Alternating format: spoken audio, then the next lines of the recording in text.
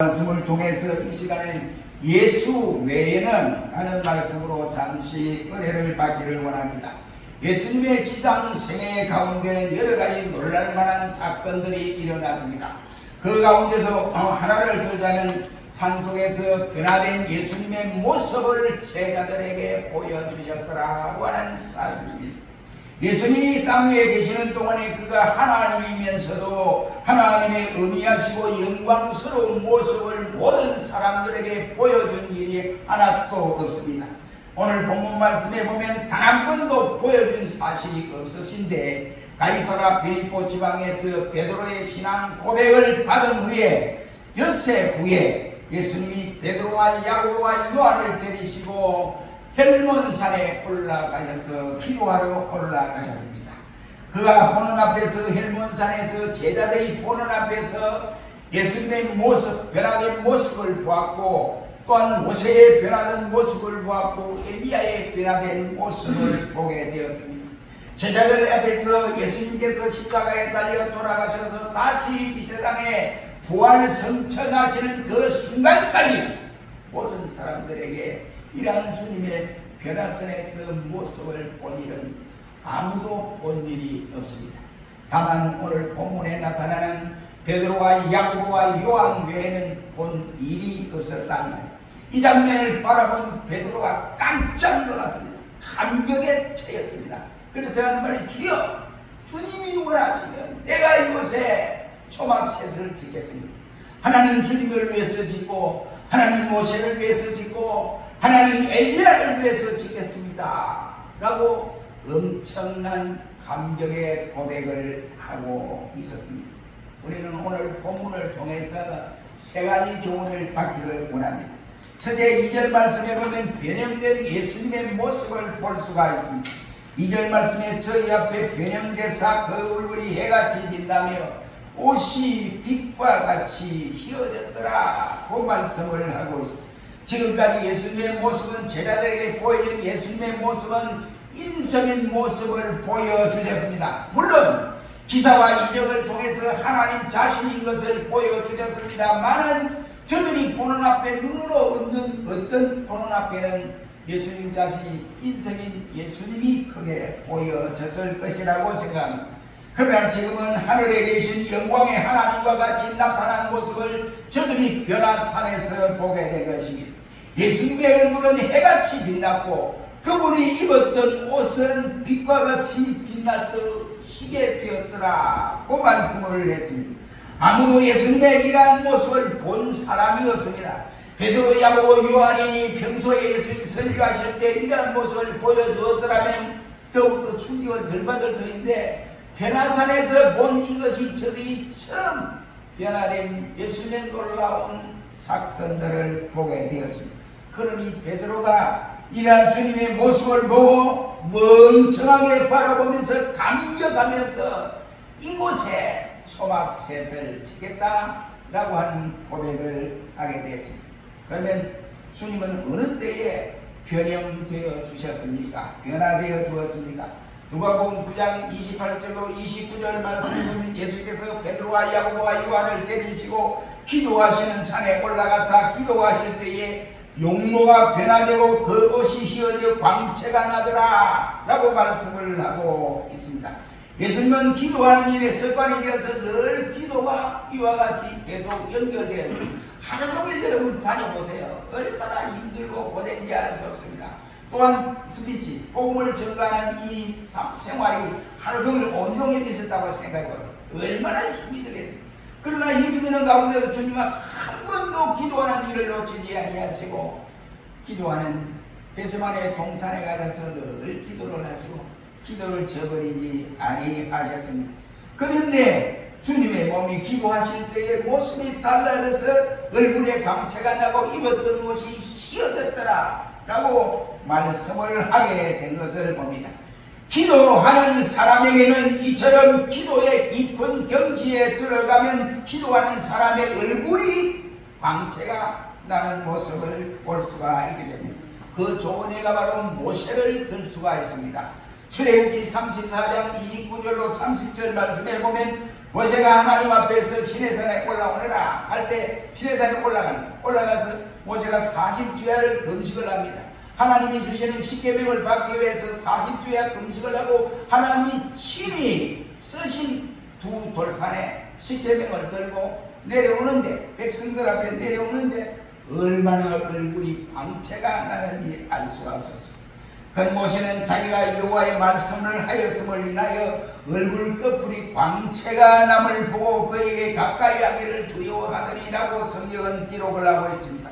모세가 시내산에서 올라가서 40일 밤낮으로 금식 기도하면서 하나님과 교통을 이루어 나갔고 그가 내려올 때 변화된 이러한 모습을 백성들이나 모세 자신도 깨달을 수가 있었습니다. 이처럼 하나님과의 깊은 영적 교제를 가져야만이 우리의 삶의 모든 용모가 변화여지게 됩니다.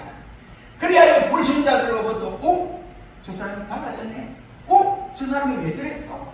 이렇게 변화되는 현상을 만날 수 있습니다.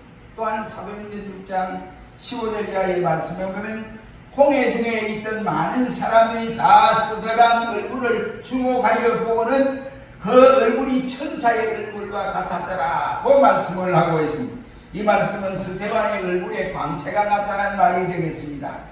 이러한 모습은 모세의 기도하고 또한 시내산에서 내려올 때 그 모습과 동일하다라고 말을 할 수가 있게 됩니다. 스데반 역시 하나님과의 깊은 교제의 시간을 많이 가졌던 사람 중에 한 사람입니다. 그러기에 스데반을 싫어하는 무리들 앞에서 성령이 충만하여 하늘을 우러러 주목하여 보면서 하나님의 영광과 예수님의 우편에 서신 것을 보았더라고 말씀을 하면서 보라! 하늘이 열리고 인자가 하나님 바로 보좌 옆에 앉아 계시고 또한 그 하나님이 우리를 위해서 예수님이 기도하고 계신다 라고 말씀을 하시면서 자기 자신에게 돌로 쳐 죽이는 자신의 원수에게 폭도들에게 이 스데반이 주여 저들이 하는 짓을 지금 어떤 짓을 하는지 모릅니다.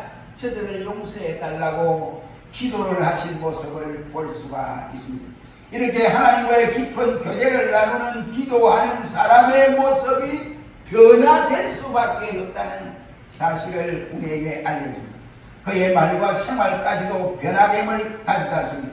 스데반이 자기를 박해하는 무리들을 향하여 얼마든지 하나님 앞에 기도하기를 하나님이여 저 무리들이 돌로 쳐 나를 죽이려고 합니다. 주님 어떻게 가만히 계시겠습니까? 저들을 벌하사 돌을 던지는 사람들에게 이 손이 움직이지 못하게 하든지 아니면 몸 전체가 굳어서 움직일 수 없도록 해주세요. 이렇게도 기도할 수가 있습니다. 그러나 스데반은 그런 기도를 하지 아니하고 도리어 저들의 죄가 뭔지 알 수 없으니 주님 용서해 달라고 기도를 한 모습을 볼 수가 있습니다. 하나님과의 깊은 교제를 나누는 기도하는 사람 스데반은 원수들을 저주한 것이 아니라 원수들을 향하여 사랑했다.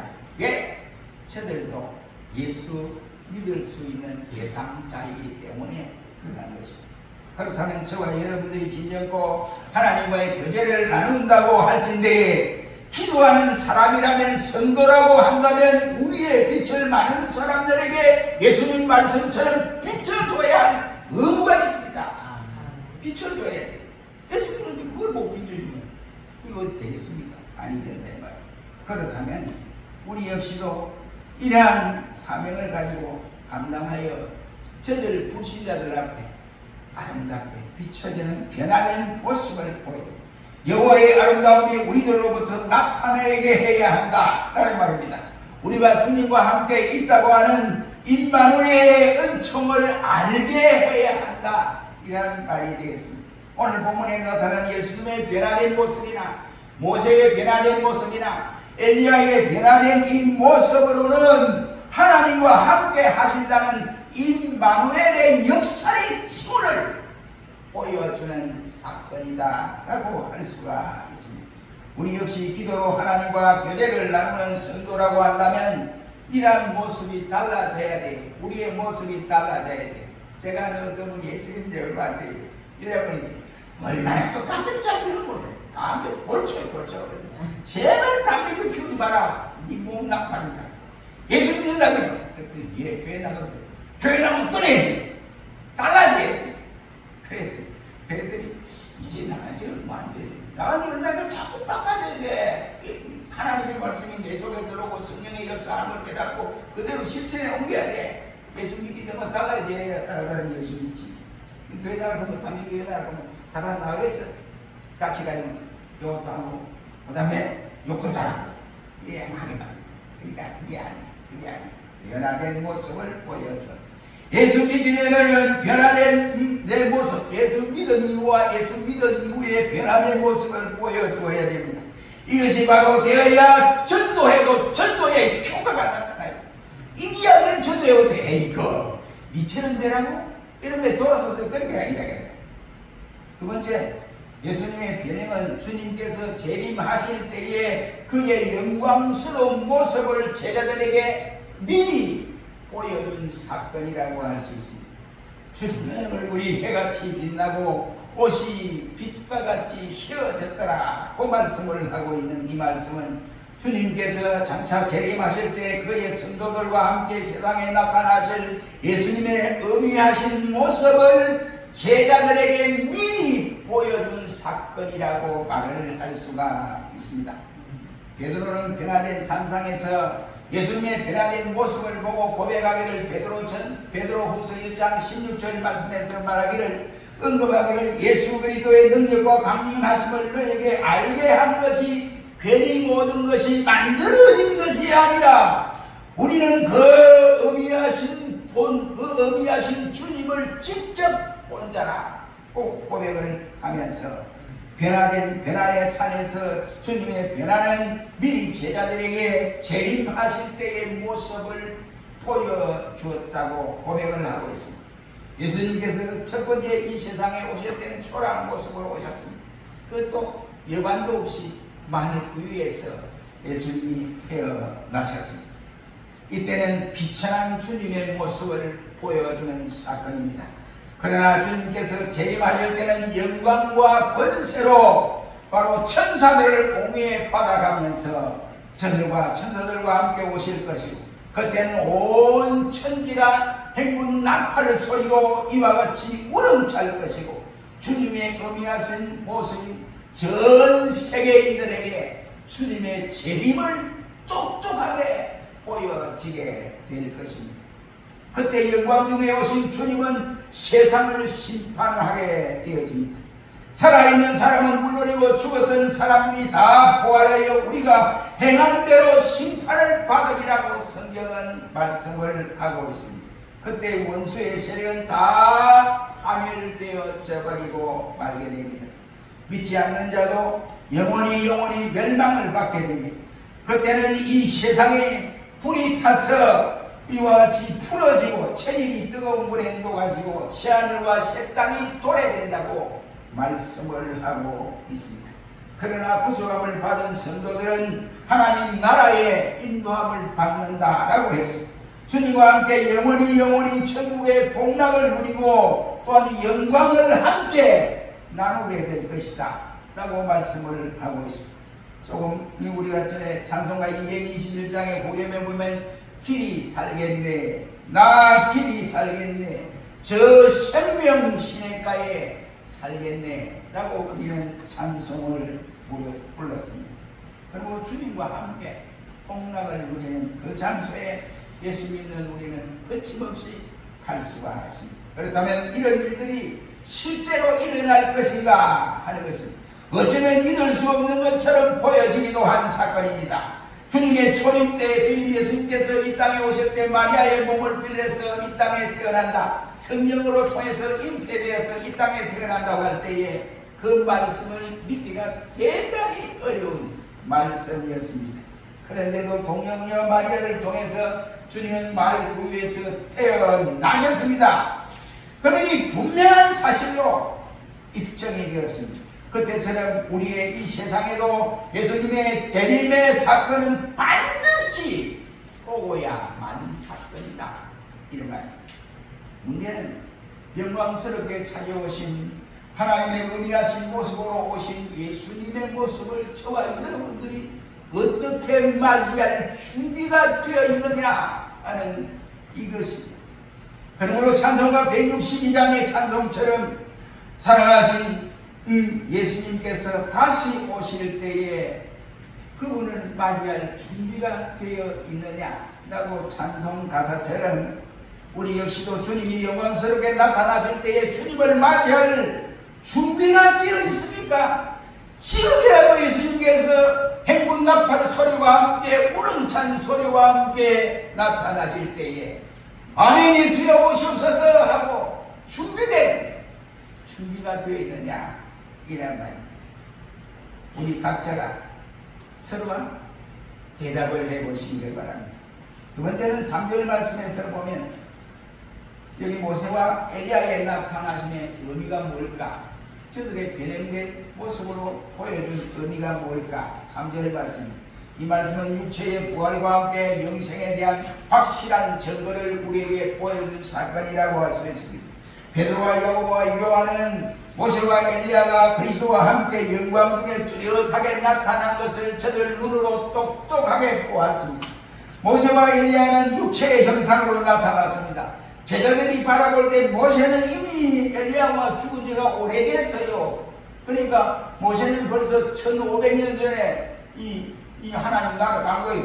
그리고는 모압 땅에서 죽어서 백보를 맞을 그 모압 땅 골짜기에 장사 지낸 바 되었다고 성경은 밝혀보고 있습니다. 엘리야는 해리바람을 타고 이와 같이 성천을 한 지가 약 900년 전에 이루어졌던 사건입니다.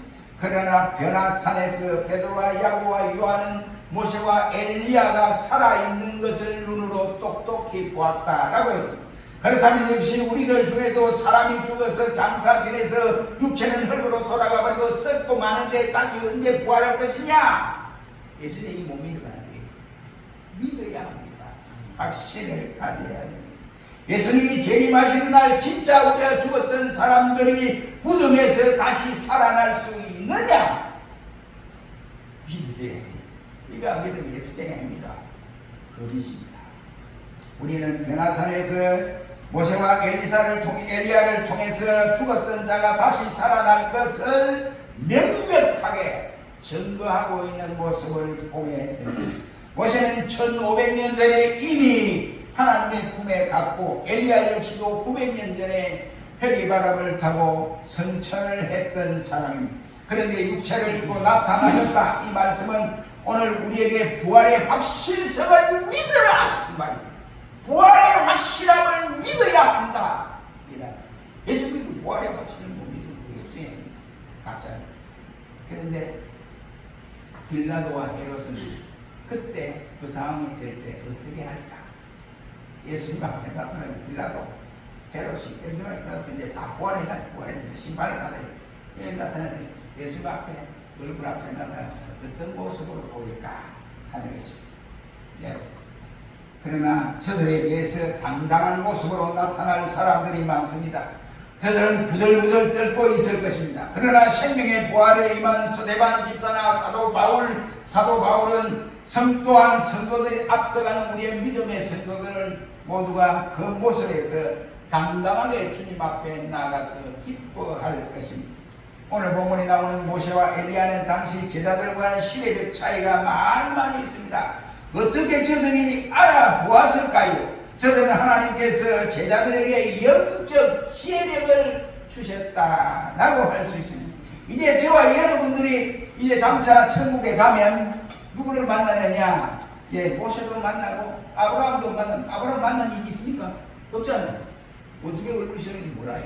그런데 아브라함도 만나고 그의 아들 이삭도 만나고 야곱도 만나고 요셉도 만나고 다니엘도 만나고 그의 세 친구도 만나고 이사야도 만나고 다 만납니다. 그러면 스데반도 만나고 바울도 만나는데 여러분 바울 얼굴을 안 하게요. 이 동상이 이래 로마에 가면 동상 바울 동상을 생각하세요. 스데반은 모릅니다. 근데 그때 가서 다 얼굴과 얼굴을 마주 대하여 우리가 확인하고 만나야 됩니다. 저분이 믿음의 여상, 우리 믿음의 성 아브라함이구나. 하나님이 우리에게 우리가 갈 수 있는 시간을 허락해 주신다. 그때 되면 그러므로 앞서간 선인들을 만나게 되는 것도 기쁘고 기쁜 일인데 더욱 기쁜 일은 나를 대속해 주신 예수님의 얼굴을 직접 볼 수 있다는 사실입니다. 여러분, 찬송가 85장에 우리 조금 전에 불렀지 않습니까? 1절에 구주를 생각만 해도 내 마음이 이렇게 좋거든. 주님을 배울 때야 얼마나 좋으랴 했지 않습니까? 우리 모두가 그날을 고대하시기를 바랍니다. 마지막으로 28절 말씀에 보면 오직 예수 외에는 보이지 아니하더라 했습니다. 베드로는 모세와 엘리야와 같이 계시는 주님의 모습을 보면서 주여 내가 여기 가도 사오니 주님이 원하시는 초막색을 짓겠습니다. 주님을 위해서 짓고 모세를 위해서 짓고 엘리야를 위해서 짓겠습니다 라고 고백을 했는데 그 고백이 우리가 볼 때 잘못된 고백이 왜 됐느냐? 그러니까 모세가 고백한 이 사실이 여기 모세도 짓고 모세 것도 짓고 엘리야 것도 짓고 하는 베드로의 고백은 그 고백이 떨어지자마자 하늘이 이와 같이 구름이 아주 쌓이면서 음성이 됩니다.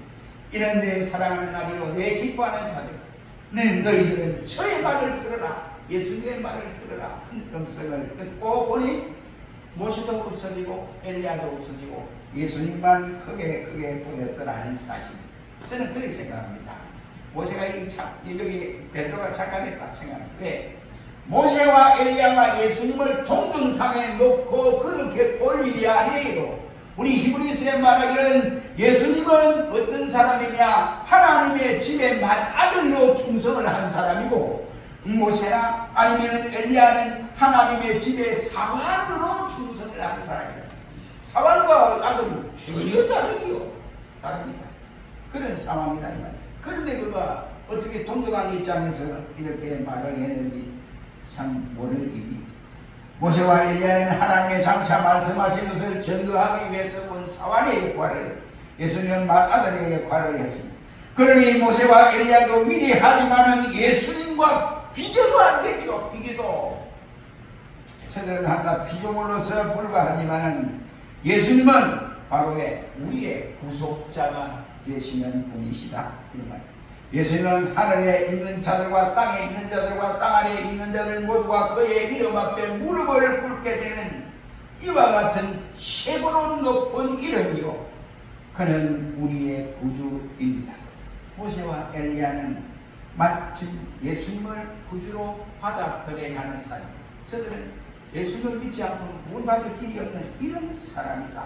그러니까 예수님과의 철저히 차이가 있습니다. 우리 역시도 여러분들이 우리가 선지자들이나 아니면 사도들이나 교부들이나 종교 지도자들이나 순교자들 모두가 구주를 필요로 하는 바로 죄인들입니다. 이것을 한 이후에는 이와 같이 저들의 예수님만 크게 보여졌더라고 성경은 말씀을 하고 있습니다. 모세와 엘리야는 온데간데 없어지고 예수님만 계셨더라는 말입니다. 오직 예수님 한 분만이 하나님께서 사랑하시고 기뻐하는 아들이다 이란 말. 사랑하는 성도 여러분 뵙겠습니다. 여러분들의 눈에는 무엇이 그토록 크게 보여집니까? 아니면 물질의 특대를 받은 부자가 눈에 크게 보입니까? 아니면 지식의 특대를 받은 학자들이 여러분 눈에 크게 보입니까? 아니면 신체의 특대를 받은 건강한 사람들이 여러분 눈에 크게 보입니까? 사회적 특대를 받은 권력층의 눈에는 자기밖에 안 보여요. 다른 사람은 안 보여요. 이 자기들은 안 보여요. 그러니까 온갖 죄를 다지는 거예요.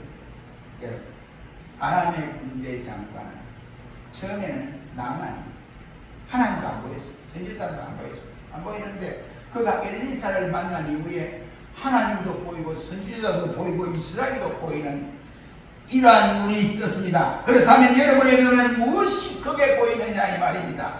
여러분의 눈에 물질보다도 주님이 크게 보이고 세상적인 육신의 아름다운 이건 여건보다도 주님이